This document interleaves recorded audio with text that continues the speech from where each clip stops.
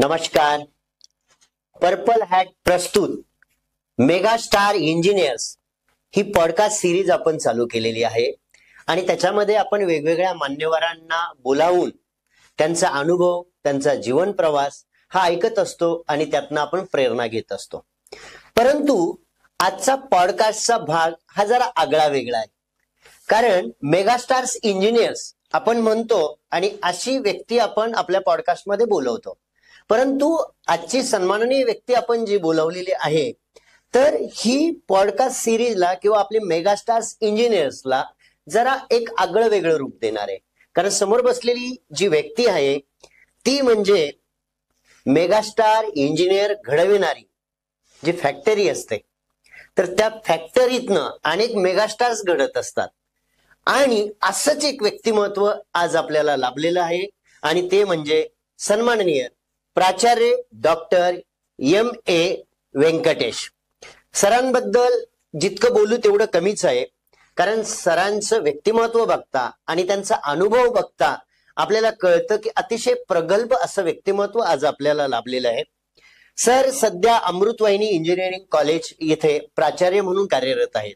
परंतु सर जवळपास इंजिनिअरिंग क्षेत्रातला आणि शैक्षणिक क्षेत्रातला 38 वर्षांचा अनुभव सरांना आहे. 21 वर्ष सरांनी प्राचार्य म्हणून कार्यभार सांभाळलेला आहे आणि आता अमृतवाहिनी कॉलेजला गेल्या 7 वर्षांपासून प्राचार्य म्हणून सर कार्यरत आहेत. सर्वात महत्वाची गोष्ट म्हणजे सरांच्या या अनुभवाबद्दल आणि त्यांच्या कार्याबद्दल त्यांना सावित्रीबाई फुले पुणे विद्यापीठाकडून बेस्ट प्रिन्सिपल अवॉर्ड देऊन गौरवण्यात आलेलं आहे. त्याचप्रमाणे सरांना नुकतेच भीष्माचार्य अवॉर्ड मिळालेला आहे. आंध्र युनिव्हर्सिटीचे व्हाईस चान्सलर यांच्या हस्ते सरांना हे अवॉर्ड मिळालेलं आहे. असं अफलातून व्यक्तिमत्व आणि खऱ्या अर्थाने अधिकारवाणीनं आजच्या तरुणांना, आजच्या विद्यार्थ्यांना आणि इंजिनिअरिंग क्षेत्रात येऊ बघणाऱ्यांना अगदी हक्कानं मार्गदर्शन करतील असं प्रगल्भ व्यक्तिमत्व म्हणजे doctor M.A. Venkatesh sir. Sir आपलं आमच्या पर्पल हॅट स्टुडिओ मध्ये खूप खूप हार्दिक स्वागत सर या ठिकाणी. थँक्यू. तर सर मी तर माझ्या परीने थोडक्यात तुमची ओळख करून दिलेली आहे, परंतु प्रत्येक व्यक्तीची ओळख ही आपल्या कार्यातनं होत असते. बरोबर. तर मला वाटतं की तुमची ओळख ही सुद्धा तुमच्या कार्यातनच आहे. प्राचार्य म्हणून तुम्ही जी भूमिका बजावत आहेत सध्या. तर सर आपल्या अमृतवाहिनी इंजिनिअरिंग कॉलेज बद्दल आम्हाला थोडक्यात माहिती द्या. थँक्यू. पहिल्यांदा सगळ्यांचा माझा प्रणाम. सो आज ते ब्रॉडकास्ट मध्ये मला इथं बोलवलं तरी सुद्धा मी आभार मानतो. आणि मी अमृतवाहिनी इंजिनिअरिंग कॉलेजमध्ये मागच्या 7 वर्षापासून काम करत असं मी सांगितल्याप्रमाणे आपले इंजिनिअरिंग कॉलेज ते पुणे नाशिक हायवे मध्ये सिच्युएटेड आहे. ते कॉलेजच्या 41 वर्ष त्याच्या एस्टॅब्लिशमेंट आहेत. अच्छा. आणि आमच्या अल्युमिनी देश आणि पूर्ण जगामध्ये लोक काम करतात. ग्रेट. आणि खूप ओळख आहे आमची कॉलेजच्या. आता ही कॉलेजची 15 एकरामध्ये आपलं पूर्ण पसारा आहेत, बिल्डिंग्स आहेत. अच्छा. आणि इको फ्रेंडलीचा आपलं एन्व्हायरमेंटची कॉलेज आहे, कॅम्पस आहे. आणि एक कॅम्पस मध्ये 3,500 विद्यार्थी आता शिकत आहेत. आणि 500 टीचिंग नॉन टीचिंग सगळे म्हणून 500 लोक इथे काम करतात. अच्छा. वा. तो हे थोडक्यात आपला कॉलेजच्या बद्दल माहिती आहे. अच्छा. आपले कॉलेजचे ट्रस्टी वगैरे आणि एकंदरीत. बरं. आमच्या कॉलेजची अमृतवाहिनी शेती शिक्षण संस्था म्हणतो आपण. त्याच्या अंतर्गत आपलं इंजिनिअरिंग कॉलेज एस्टॅब्लिश झालेले. अच्छा. त्याच्या फाउंडर मेंबर आहे आपलं आदरणीय भाऊसाहेब तोराटजी, संतजी तोराट. हे मोठं एक स्वातंत्र्य व्यक्तिमत्व आहे. आणि त्यांनी ग्रामीण भागाच्या मुलांसाठी ते एक शैक्षणिक इथे सुरू करण्यासाठी एक संकल्प केले त्यांनी. ते संकल्पातून हे आलेले कॉलेज हे. आणि आता सध्या आपली नामदार बाळासाहेब तोराटजी आहे, ते स्वतः आता चेअरमन म्हणून ते बघते. त्याच्यानंतर ट्रस्टी आपली डॉक्टर सुधीरजी तांबे सर आहे. त्याच्यानंतर आमची मॅनेजिंग ट्रस्टी आहे म्हणून आपला शरवी मॅडम आहे, ते बघते. आणि नंतर CEO अनिल शिंदे सर आहे. त्याच्यानंतर डायरेक्टर अकॅडमिक डॉक्टर गुरव, अशी प्रकारच्या पदाधिकारी सगळे आपल्या कॉलेजच्या आणि संस्थेचा वाटचाली बघते.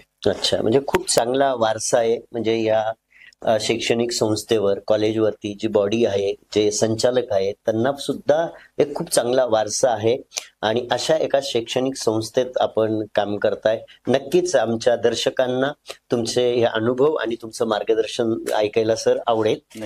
तर सर, ह्या कॉलेजमध्ये काम करत असताना, प्राचार्य म्हणून भूमिका बजावत असताना तुम्ही आपल्या कॉलेजची, इंजिनिअरिंग कॉलेजची ठळक वैशिष्ट्ये काय सांगाल? बर, तर आमच्या कॉलेज जेव्हा सुरुवात केली तो सगळ्यांना माहिती आहे, तेव्हा 1983ला 83 मध्ये काहीच नव्हतं.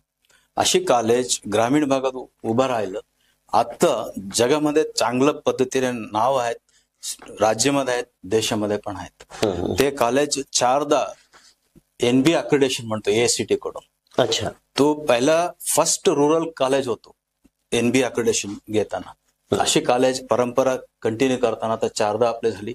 आणि NAC A+ 3.4 CGPA म्हणतो आपण, त्याचं मानांकन आपल्याला भेटलेलं आहे. हे सगळं 330 इंजिनिअरिंग कॉलेज आहे, त्याच्यामध्ये आमच्या टॉप 10 मध्ये नंबर येते. ते अशा मानांकन आपण UGC कडून NACच्या अंतर्गत आपल्याला लाभलेलं.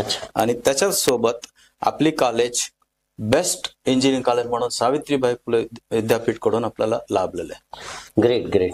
आणि AICTE कडून स्वच्छ म्हणजे क्लीन अँड ग्रीन कॅम्पस म्हणून आपल्याला प्रशस्ती भेटलेलं आहे. CII कडून गोल्ड रेटिंग म्हणून आपल्याला कॉलेजला भेटलेलं आहे. आणि CSR म्हणजे कॉम्पिटिटिव्ह सक्सेस रिव्ह्यू म्हणतो, ते सुद्धा एक चांगलं मॅगझिन, ते GHRC म्हणून ते पूर्ण सर्वे करताय कुठल्या कुठल्या कॉलेजला काय काय आहे म्हणून. ते अनुषंगाने आम्ही प्रत्येक वर्ष सहभाग करतो. आता आमच्या रँकिंग 6 नंबरमध्ये आउटस्टँडिंग एक्सलन्स कॅटेगरीमध्ये, आणि आपण राज्यामध्ये 4 नंबरमध्ये आपली कॉलेज नाव. तो अशा प्रकारच्या तुडक्यात आमच्या वैशिष्ट्य टळक भरपूर आहे, तरी सुद्धा आपल्याला एवढ्याच गोष्टी मला बोलू इच्छुक आहे. खूपच छान, खूप निसर्गरम्य अशा वातावरणात आपलं कॉलेज आहे. आणि मग सर, ह्या कॉलेजमध्ये आपण विद्यार्थ्यांसाठी काय काय सुविधा उपलब्ध करून दिलेल्या आहे? आमच्या कॉलेजमध्ये विद्यार्थी जे येते त्यांना ग्रामीण भाग असल्यामुळे त्यांना शहरीच्या किंवा बाकीच्या त्यांना वाटायला नको येते, म्हणून आपण सगळं सुविधा आपण दिलेल्या. जे कॉलेजला नाहीये ते सुद्धा तुम्ही विचार करू शकता, एवढ्या गोष्टी आपल्याकडे आहे. आणि आम्ही ॲम्ब्युलन्स ठेवले, डॉक्टर ठेवले, 24 तास वीज आहे, 24 तास पाणी आहे, आणि RO वॉटर प्रत्येक ठिकाणी. अच्छा. आणि सिक्युरिटीच्या त्यांची 24 तास बार 7 म्हटलं तर त्यांच्या वॉकी टक्की आहे, ते मधून कम्युनिकेशन करू शकता. प्रत्येक गोष्टी लगेच त्यांच्यावर कार्य होते. अच्छा. आणि हॉस्टेल फॅसिलिटी आपल्याकडे 1,500 मुलांसाठी मुलींसाठी सगळे मिळून आपल्याला 4 हॉस्टेलमध्ये आपण करू शकता. चांगल्या पद्धतीने मेस आहे, आणि मेस रेट सुद्धा खूप कमी आहे. आणि आम्ही पूर्णपणे स्वच्छता आणि सेफ्टी सिक्युरिटी त्याच्याबद्दल फार आम्ही भर देतो. ते अनुषंगाने कधी आलं तर त्याच्यामुळे आम्हाला सगळ्या गोष्टीचा आम्हाला ते मानांक भेटलेलं आहे. असं नाही की आपण काहीच न करताना आपण करत. बरोबर. आणि दुसरा आपण ऍड करायचं एक CI कॉन्फेडरेशन इंडियन फेडरेशन म्हणून आहेत आपलं इंडस्ट्री फेडरेशन, त्याच्याकडून आपल्याला एनर्जी एफिशियंट म्हणून आपल्याला ते बिल्डिंगच्या म्हणजे कॉलेजसाठी त्यांच्या पण आपला प्रशस्ती भेटला. अच्छा, ग्रेट सर, ग्रेट सर. कॉलेजचा कॅम्पस पण खूप चांगला आहे, कॉलेजमध्ये सोयी सुविधा पण खूप चांगल्या चांगल्या आहेत. त्याचबरोबर तुम्ही विद्यार्थ्यांची गुणवत्ता वाढवण्यासाठी, शैक्षणिक गुणवत्ता वाढवण्यासाठी काय करता? बेसिकली काय, आपल्याला किती सुविधा असलं, किती बिल्डिंग असलं सुद्धा मुलांना घडवण्यासाठी महत्वाच्या गोष्टी असतात. आपण मुलांना चांगला विद्याभ्यास, अकॅडमिक एक्सलन्स म्हणजे म्हणतो आपण, त्याचा हॉलमार्क आहे अमृतवाहिनी. म्हणजे प्रत्येक वर्षी आमच्या रँकर्स असतात, बरेचसे मेरिट स्टुडंट असतात. ते कशामुळे आम्ही चांगल्या पद्धतीने त्याची लॅबोरेटरी इक्विपमेंट असतील, चांगला सुसज्जित लॅबोरेटरीज म्हणतो, आणि नंतर अनुभवी प्राध्यापक म्हणतो. तो अशी प्रकारच्या सगळ्या गोष्टी आणि एक सिस्टम आम्ही राबवतो. सिस्टम म्हणजे काय, मुलांना कंटिन्युअसली मॉनिटरिंग करतो, त्यांच्या अटेंडन्स बघतो, त्यांना क्लासमध्ये आल्यानंतर त्यांना चांगलं कसे शिकवायचं हे सुद्धा आपण प्रपोजल म्हणजे पूर्णपणे एक प्रोसिजरली आपण राबवत होतो आपण. तर म्हणजे मध्ये मध्ये आपण टेस्ट कंडक्ट करतोय, टेस्टला एव्हॅल्युएशन करतो, प्रॅक्टिकल नॉलेज मध्ये बिहाइंड प्रॅक्टिकल काय शिकला पाहिजे हे सगळ्या गोष्टी आपण विचार करतो मुलांसाठी. म्हणून हे लर्निंग प्रोसेस जे म्हणतो आपण, कॉन्सेप्ट जे आहेत लर्निंग प्रोसेस यांनी आम्ही इथे राबवतो. लर्निंग म्हणजे काय होतं, नेहमी आपण मुलांना सांगतो तो रँक यायचे, असायचे, बऱ्याचशा गोष्टी सांगतो आपण. खऱ्या अर्थाने मुलांची कशी यायचं हे कोणी सांगत नाही, हे आम्ही सांगतो मुलांना कशी यायचं म्हणून. एकाच थोडक्यात उदाहरण सांगतो तुम्हाला. आमच्याकडे अमृत मेरिट स्कॉलरशिप म्हणून आम्ही ते मुलांसाठी आपण केलेलं मागच्या 5-6 वर्षापासून. ओके, तो कोणी असू दे, गरीब असू दे, श्रीमंत असू दे, कोणी असू दे, त्यांना 9 CGPA, आता जे क्रेडिट जे म्हणतो आपण, ते अशी गुणवत्ता कोणी घेते त्यांना आपण 6,000च्या स्कॉलरशिप म्हणून कॅश प्राइज आम्ही देतो मुलांना. तो अशी हे वेळेस आपण 72 फर्स्ट इयर विद्यार्थीला कमीत कमी 4.5 लाख पर्यंत आपण प्राइज मनी भेटलेले आपण दिलेले लोकांना. म्हणजे हे काय सांगतं, हे मुलाने एक टार्गेट ठेवलं, तो मला हे सेमिस्टरला मी स्कॉलरशिप घेतलं, तो घेतल्यानंतर काय होतं, सेकंड सेमिस्टरला पण घेतलं, टप्प्याटप्प्याने प्रत्येक सेमिस्टर त्याने आलं, शेवटी काय येतं, रँकच येतं ना. तो म्हणजे लर्निंग प्रोसेस माध्यमात हेच आपण घडवतो. म्हणजे आपण छोटी छोटी टार्गेट देतो मुलांना, तो छोटी टार्गेट दिलं ना, आपोआप त्यांना कळत नाही कुठे चाललं मी, म्हणून मॅक्झिमम हाईट मध्ये ते रिच होऊ शकतात. सर, पण आज काळ बदलत चाललेला आहे. बरोबर आहे. बदलत्या काळानुसार ज्याला आपण म्हणतो की आज जग यंत्राची चाके लावून झपाट्याने पुढे जात आहे. अशा काळामध्ये कोणी कोणासाठी थांबायला तयार नाही. मग याच्यामध्ये नुसतं पुस्तकी ज्ञान किंवा अभ्यासू किडा असून चालत नाही, तर अभ्यासाबरोबर ज्ञानाबरोबर मुलांमध्ये सर्वांगीण विकास पाहिजे, ज्याला आपण व्यक्तिमत्व विकास म्हणतो, तर तो पण विद्यार्थ्यांचा झाला पाहिजे. तर मग पर्सनॅलिटी डेव्हलपमेंटसाठी तुम्ही विद्यार्थ्यांसाठी काय उपक्रम राबवता? ओके, चांगल्या गोष्टी आहे. तो आपण शैक्षणिक एक विद्याभ्यास आपण मुलांसाठी करतो, ते युनिव्हर्सिटी सिलेबस मध्ये आहे एवढंच करताय, सगळे लोक तेच विचार करतात. पण आम्ही काय करतो, मुलांना शेवटी एक सेल्फ कॉन्फिडन्स जे म्हणतो आपण, स्वतः आत्मविश्वास केव्हा येतात, चांगलं शिकल्यानंतर येऊ शकतात. तो म्हणजे आपण पर्सनॅलिटी डेव्हलपमेंटसाठी त्यांना ऍप्टिट्यूड, ऍटिट्यूड, सगळे कम्युनिकेशन स्किल, सगळ्या गोष्टीचे आम्ही प्रशिक्षण मुलांना देतो. आपण इथे त्यांना आम्ही एक एक्सपर्ट एक म्हणजे आउटसोर्सिंग एजन्सी घेतलेली, ते मार्फत त्यांना चांगल्या पद्धतीने फर्स्ट इयर पासून 3rd इयर पर्यंत आपण करतो. कारण की बीईला आल्यानंतर ते स्वतः एक क्षमता असला पाहिजे. आपण बीईला आल्यानंतर केलं का उपयोग होणार, म्हणून आपण फर्स्ट इयर पासून 3rd इयर पर्यंत ते पर्यंत पूर्ण आपण कम्प्लीट करतो त्यांना. तो अशा पद्धतीने परत आपण अल्युमिनी लोक पण येते आमच्याकडे, आम्ही बोलवतात, म्हणजे मुद्दाम बोलवतो मी मुलांसाठी, त्यांना इंटरॅक्शन करून घेते. ते जे काय होतं ते मुलं पण ते सांगतो, हे कशाला शिकायचं, काय करायचं, मी काय शिकलं, कशी गेले पुढे, म्हणून त्याने थोडा सुद्धा एनकरेजमेंट त्यांच्याकडून भेटतं, मोटिवेशन भेटतात. म्हणून हे चांगल्या पद्धतीनं हे पर्सनल डेव्हलपमेंट प्रोग्रामच्या आमच्याकडे पार पडते. बरोबर.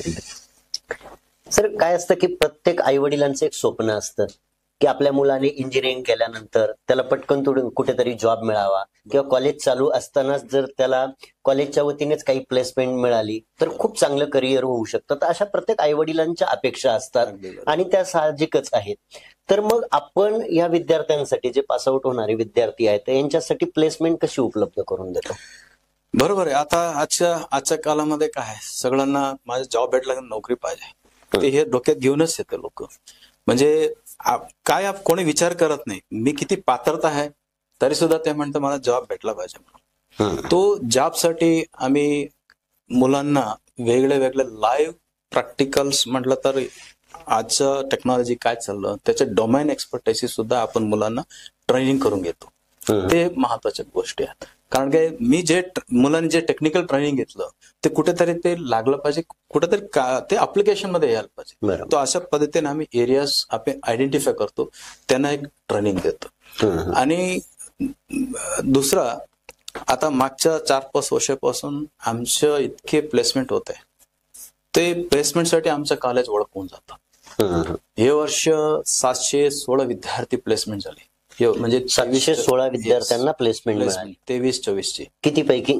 तो साधारण 850+ विद्यार्थ्यांना प्लेसमेंट मिळाली. त्याच्यामध्ये 716 विद्यार्थ्यांना आपला प्लेसमेंट ऑफर भेटलेलं त्यांना. खूप छान सर, अभिनंदन आणि थँक्यू. आणि त्याच्यामध्ये मेकॅनिकल डिव्हिजन आहे, 120 मुलं आहे, त्याच्या पूर्णपणे 100% झाली. इलेक्ट्रिकलला 60 विद्यार्थी आहे, त्यांच्या पूर्ण इंटेक आहे आपली, तर पूर्णपणे त्यांना 100% प्लेसमेंट आहे. MBA आपलं पोस्ट ग्रॅज्युएट सुद्धा आहे, ते सुद्धा 100% आहे. प्रोडक्शन डिपार्टमेंट आहे, त्याच्या पण 100% प्लेसमेंट आहे. आणि बाकीच्या डिपार्टमेंट सुद्धा 70-80% पर्यंत प्लेसमेंट झालेले. आणि आम्ही काय करतो, पुढे पण ते मुलांना सगळ्यांना प्लेसमेंट किंवा काहीतरी त्यांना जॉबचा विषय असेल, काय वेगळं असतील, त्यांना भेटला पाहिजे. इथून आल्यानंतर not only just technical education, in future त्यांच्या भविष्य सुद्धा घडवण्यासाठी आम्ही विचार करतो. त्याच्या पद्धतीने आम्ही हँड होल्डिंग करतो मुलांना.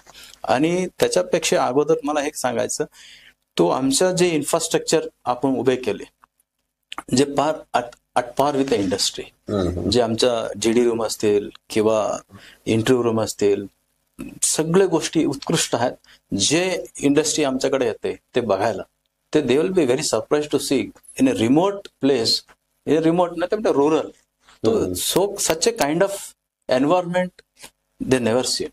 म्हणजे आमचे उद्देश काय होतो, मुलांना स्वतःचा आत्मविश्वास कशी पाहिजे. तर मोठे हॉटेलमध्ये गेलं, कोणी असलं तर ग्रामीण भागामध्ये थोडा नाही म्हटलं थोडासा विचलित होता, कशी जायचं हो. पण अशी प्रकारचे आम्ही इन्फ्रास्ट्रक्चर उभे केले. सर, आता तुम्ही सांगितलं की 70% 80% मुलांना प्लेसमेंट मिळते, काही विभागात तर 100% मुलांना पण मिळते. पण मग जे उरलेले विद्यार्थी आहेत, तर मग त्यांचं काय? त्यांना पण अपेक्षा असते, त्यांच्या आई वडिलांना पण अपेक्षा असते, त्यांच्यासाठी तुम्ही काय वेगळं करता? तो आपण असा विचार करायला पाहिजे, ते मुलांना का नाही झालं, म्हणजे ते कुठेतरी मार्कमध्ये कमी पडले असतील किंवा कुठेतरी टेक्निकलमध्ये कमी पडले असतील. त्यांच्या अनुषंगाने आपल्याला कुठेतरी चांगला कंपनी सुद्धा त्यांना पण आम्ही शोध करतो. त्यांना सुरुवात कुठेतरी जॉब थोडं भेटला पाहिजे त्यांना, किंवा कोणाला एंटरप्रेन्योरशिप विचार असतील, कोणाला हायर स्टडीला जायचा विचार असतो. तर अशी पद्धतीने आपण मार्गे करतो. म्हणजे त्या उरलेल्या विद्यार्थ्यांचा पण विचार करून तुम्ही काही ना काही शोधत असतात, प्लेसमेंटसाठी प्रयत्न करतात. बरोबर. सर, साधारणतः आपल्या कॅम्पसमध्ये प्लेसमेंटसाठी कुठल्या कुठल्या कंपन्या येतात, कुठले ब्रँड? तो IT सॉफ्टवेअर इंडस्ट्री पण येते, कोर कंपनी पण येते आमच्याकडे.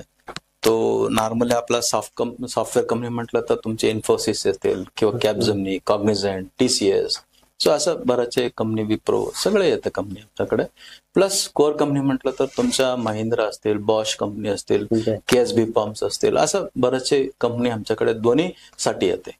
आणि त्याच्यामध्ये मला हे सांगायच्या व्हेरी म्हणजे आनंदीचं आहे, इतक्या चांगल्या चांगल्या कंपनी, ब्रँड आपल्याकडे येतात. तर एक त्यातला एक महत्वाचा प्रश्न मी विचारतो सर, की ह्या प्लेसमेंटसाठी या कंपन्या येतात, तर साधारणतः एक मिनिमम आणि हायेस्ट पॅकेज काय असतं? आता मिनिमम म्हटलं तर मिनिमम तरी 3 लाख पॅकेजेस तर राहतात. अच्छा. आणि मॅक्झिमम म्हटलं तर आपल्याला 8.5, 10 पर्यंत, 13 पर्यंत गेलेला आहे. अच्छा. हा, तो डिपेंड्स अपॉन कुठला कंपनी आहे, कुठला ग्रेड आहे, ते अनुषंगाने मुलांना 13 पर्यंत गेलेलं आहे. आता हे वेळेस ABB कंपनीमध्ये आमचे इलेक्ट्रिकल विद्यार्थ्यांची प्लेसमेंट झाली, त्यांचं पॅकेज आहे 8.5. ते एक उदाहरण आहे. तर अशा बऱ्याचशा कंपनीमध्ये मुलांना चांगल्या पद्धतीने प्लेसमेंट होत आहे. ग्रेट सर, खूप चांगलं आहे. म्हणजे सर, आता हे झालं, आपल्याकडे इंजिनिअरिंगला मुलं येतात आपल्याकडे, म्हणजे बऱ्यापैकी भारतामध्येच किंवा महाराष्ट्रामध्येच आपल्याला हे मिळतं, प्लेसमेंट मिळते. पण त्याबरोबर आता जे फॉरेन लँग्वेज म्हणतो त्याला पण महत्व येत चाललेलं आहे. तर फॉरेन लँग्वेज विषयी आपल्याकडे काही घेतलं जातं का? आणि प्लस त्याच्याकडे बघण्याचा तुमचा दृष्टिकोन काय फॉरेन लँग्वेजेस? नाही, आता आपण नुसतं आपलं भारत देशमध्ये आपण काम करत नाही, आता जगामध्ये आपण चाललेलं आहे. जो जगामध्ये आपला इंजिनियर्स खूप सगळीकडे ठिकाणी राहतात, त्यांना चांगलं तिथे आदर किंवा त्यांना एक रेस्पेक्ट भेटतं त्यांना. म्हणून आम्ही काय विचार केला, आमच्याकडे पण जर्मन लँग्वेज आणि जपनीज लँग्वेज दोन्ही लँग्वेजचं आपण इथे प्रशिक्षण देतो. अच्छा. आणि जर्मनच्या बऱ्याच वर्षापासून चालले, आता जपनीज मध्ये इतके जास्त अट्रॅक्शन किंवा त्यांच्या रिक्वायरमेंट येते. तो पण त्यांना जपानमध्ये कसे त्यांच्या जपनीज भाषेत जे येतात त्यांना जास्त प्रिफरन्स देते. म्हणून जपनीज भाषेचं प्रशिक्षण घेणं गरज आहे. म्हणून आम्ही विचार करून मागच्या 7 वर्षापूर्वी जपनीज लँग्वेजच्या आपण टीचर बोलून त्यांच्याकडून आपण रिक्वायरमेंट देऊ आपण सुरू केले. आता आम्हाला आनंद अशी आहे, तो 24 आमच्या मुलं ते टोकियोमध्ये ते जॉब करतात. आणि 30-40 लाखाचं पॅकेज, कोणी 50 वर काम करतंय. वा, खूपच छान सर. सर, आपल्या कॉलेजचं म्हणजे स्टार्टअप, इन्क्युबेशन, इनोव्हेशन, पेटंट या संदर्भातली कॉलेजची वाटचाल कशी? नाही, बऱ्याचशा वेळा आपण करतो काहीतरी पेटंट करा, हे करा, बऱ्याचशा आपण सांगतो, पण कशी अचीव करायचं म्हणून आम्ही वेगळ्या पद्धतीने आपण इथे पातळी म्हणजे खालच्या पातळीवर आपण इम्प्रुव्हमेंट करतो. म्हणजे डिपार्टमेंट लेवल मुलांना एक अभिरुची आपण तयार करतो.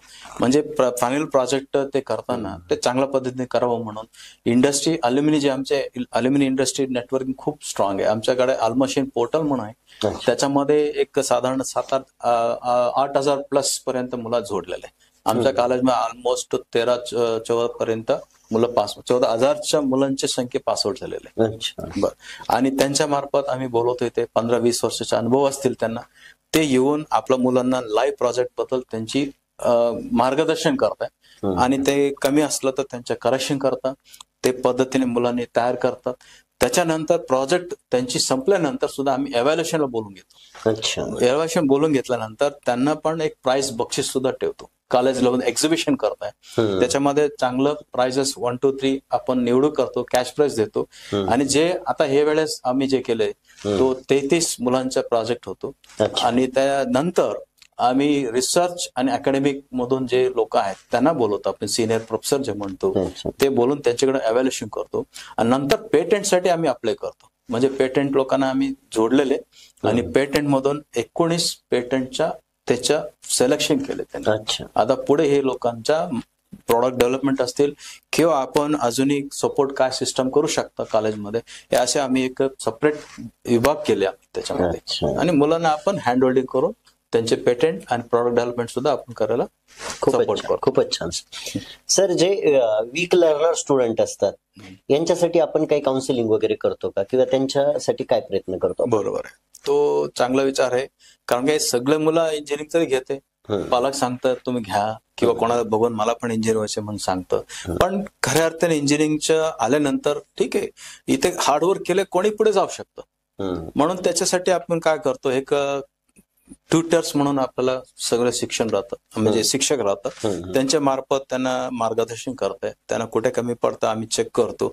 त्यांना सुद्धा आपण कशी शिकवायचं हे सुद्धा आपण त्यांना मार्गदर्शन करतात. आणि दुसरा आपल्याकडे त्याच्यापेक्षा काउन्सिलर म्हणून आपण नेमणूक केलेला आहे.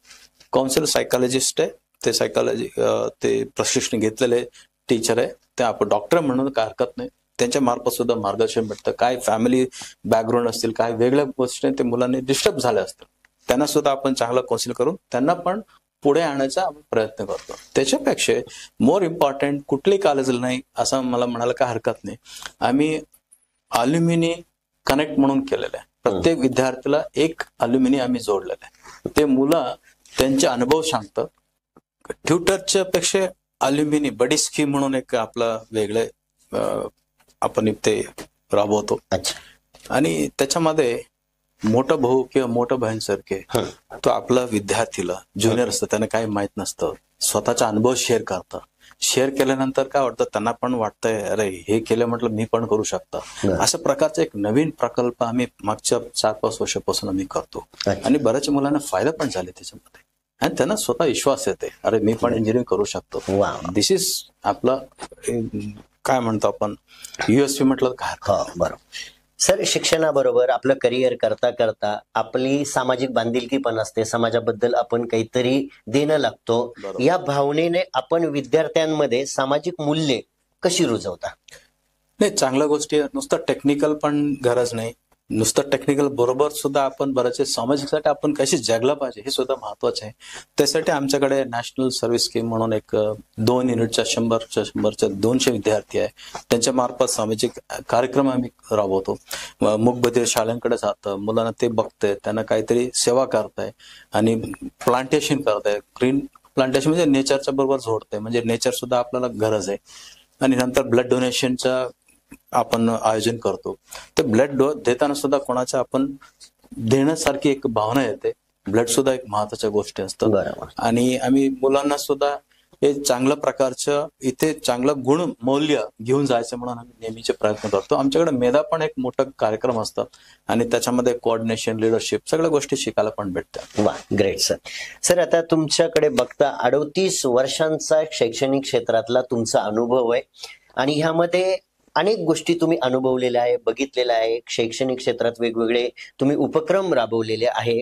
हा सगळा तुमचा अनुभव बघता आजचं जे जनरेशन आहे, तर यांना तुम्ही काय संदेश द्याल, काय उपदेश द्याल? चांगलं क्वेश्चन आहे ते. त्याच्याबद्दल आपलं सगळ्यांच्या महत्वाच्या भूमिका आहे. म्हणजे आजच्या जग फास्ट आहे, एवढं फास्ट आहे, टेक्नॉलॉजी एवढं फास्ट आहे. आजचं जे आहे ते उद्या नाहीये, ते ऑलरेडी ॲब्सोल्यूट होतं. म्हणजे आपल्याकडे मौल्य जे म्हणतो आपण, रूट, संस्कार किंवा कल्चर, हे कुठेतरी आपल्याला विसरून जातं. आपण ते व्यवस्थित कनेक्ट करणं, आपण जमिनी पातळीवर राहून ह्युमॅनिटी, आपण जे ह्युमन काइंड म्हणतो, ते पद्धतीने आपल्याला जगणं गरज आहे. आणि नेमकी काय टेक्नॉलॉजी कशाला आहे? आपल्याला डेव्हलपमेंटसाठी, कम्फर्टसाठी. That is should be there. At the same time ते आपला जे टेक्नॉलॉजी आहे आपल्यासाठी असला पाहिजे. We should not slave for it. तो म्हणून आपल्याला चांगल्या पद्धतीने जग चांगलं असलं, everybody will happy, we are happy, they are also happy. तो हे एक संदेश द्यायला काय हरकत नाही.